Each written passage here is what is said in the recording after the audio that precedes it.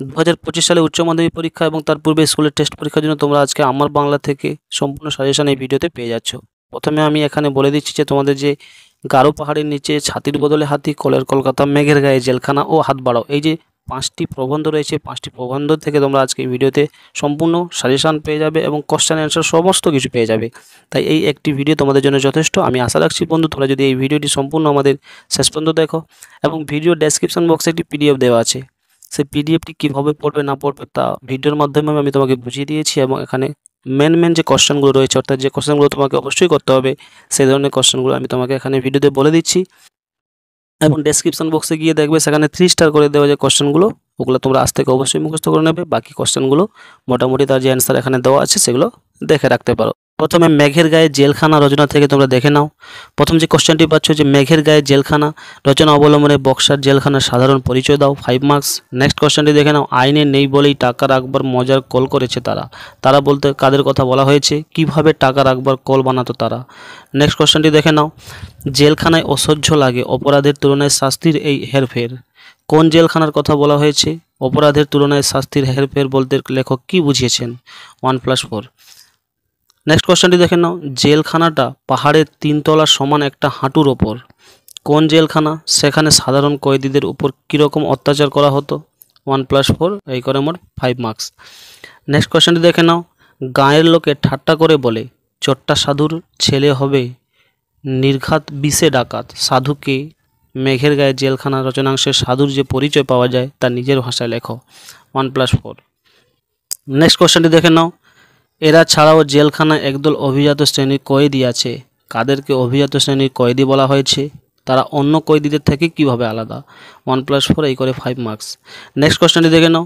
এরা সব সাধুচরণের অতীত, এরা বলতে কাদের কথা বলা হয়েছে? এই প্রসঙ্গে মুস্তাফার পরিচয় দাও, 1+4, এই করে মোটামুটি 5 মার্কস। এরপরে কলের কলকাতা থেকে তোমরা দেখে নাও। প্রথম যে কোশ্চেনটি পাচ্ছ, মনা ঠাকুরের কলের কলকাতা দেখার অভিজ্ঞতা নিজের ভাষায় লেখো, 5 মার্কস। নেক্সট কোশ্চেনটি দেখে নাও। একা আমি রাস্তায় রাস্তায় ঘুরে বেড়াই, লেখক কোন রাস্তায় ঘুরে বেড়াতেন? রাস্তায় ঘোরার সময় তার কোন কোন অভিজ্ঞতা হয়েছিল? 1+4, এই করে মোটমাট 5 মার্কস। নেক্সট কোশ্চেনটি দেখে নাও। এরা মানুষ না আর কিছু, কার সম্পর্কে কথা বলা হয়েছে? এমন কথা বলার কারণ কি? অথবাতে যে কোশ্চেনটি, অর্থাৎ এই কোশ্চেনটি যেভাবে অন্যভাবেও আসতে পারে, সেটি হচ্ছে লোকটা একজন পয়লা নম্বরের ভণ্ড, কার সম্পর্কে বলা হয়েছে? এমন কথা বলার কারণ কি? অর্থাৎ তোমরা কলের কলকাতা থেকে এই 3টি কোশ্চেন আজ থেকে করে নাও, তোমরা পেয়ে যাবে। এরপরে দেখে নাও ছাতির বদলে হাতি। এই ছাতির বদলে হাতি থেকে তোমরা যে প্রথম কোশ্চেনটি পাচ্ছ, চ্যাংম্যানের চোখ কপালে উঠল, চ্যাংম্যানকে কেন তার চোখ কপালে উঠেছিল? অথবাতে যে কোশ্চেনটি আসতে পারে, চ্যাংম্যানের মাথায় আকাশ ভেঙে পড়ে, চ্যাংম্যানকে কেন তার মাথায় আকাশ ভেঙে পড়েছিল? নেক্সট কোশ্চেনটি দেখে নাও। এদিকে আরেক রকমের প্রথা আছে, নানকার প্রথা, নানকার প্রথা কি? পরে তাদের অবস্থার কি পরিবর্তন হয়েছিল?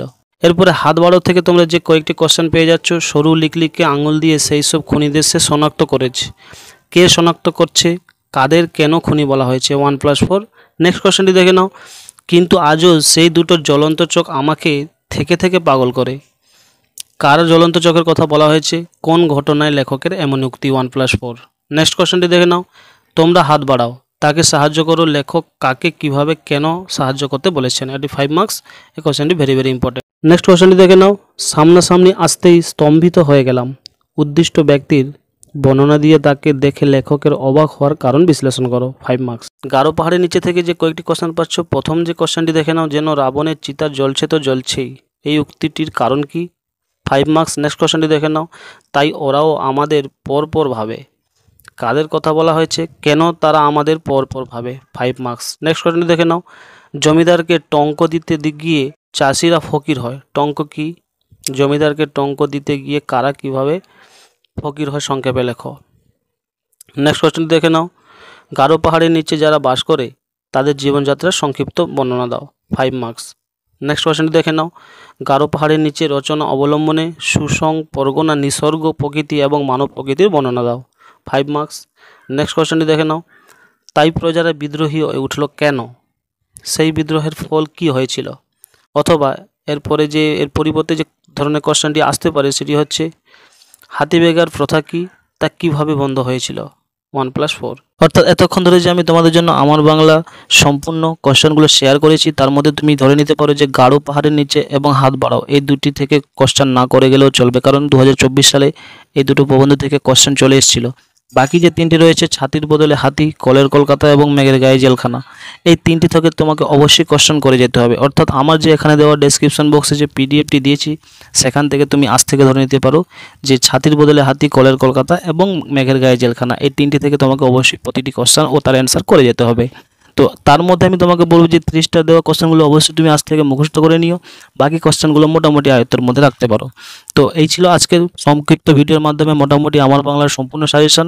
তোমরা তোমাদের সুবিধার্থে আমাদের চ্যানেল এসআর কোচিং সেন্টার অবশ্যই সাবস্ক্রাইব করে নিও, বন্ধুদের মাঝে শেয়ার করে দিয়ে অল নোটিফিকেশন অন করে দাও। আসছি আজকে এইটুকু, অন্যদিন অন্য কোনো একটি ভিডিও নিয়ে। ধন্যবাদ, সুস্থ থেকো, ভালো থেকো।